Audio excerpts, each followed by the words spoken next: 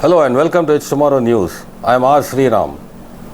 Half of Canada may see a cooler June start with help from a typhoon. A former typhoon in the Western Pacific will help bring a cooler pattern to parts of Canada by the end of next week, meaning June won't have the hot start millions of folks are hoping for.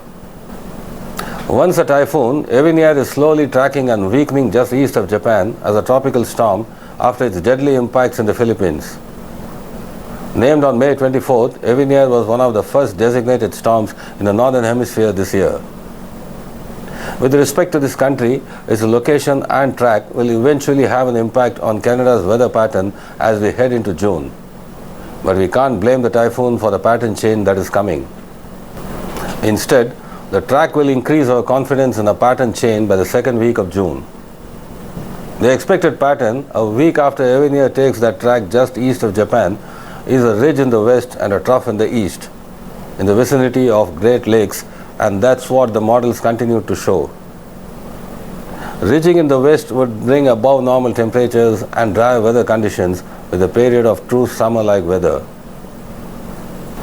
So that means the opposite is true in the east.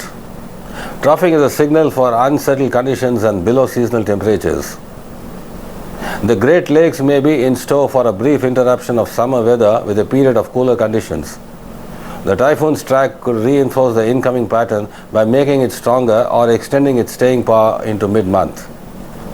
At least 7 people were killed by Ewiniar, which hit the Philippines on the weekend, authorities said in a Reuters report. Nearly 27,000 people were impacted by the storm, which disrupted the operations of 3 airports and 9 seaports.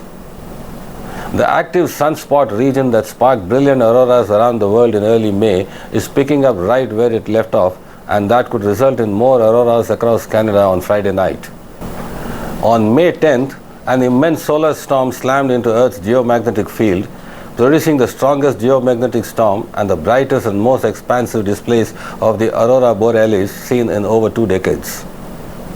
After a roughly 2-week hiatus on the other side of the sun, the sunspot region responsible for this intense space weather, active region 3664, AR 3664, has rotated back onto the Earth-facing side of our star.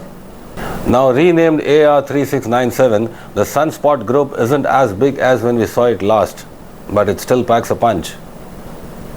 That's all for now. For more weather news updates, stay tuned with us on It's Tomorrow News. For more global weather updates like this, subscribe to our channel and hit the bell icon for regular updates. Thank you.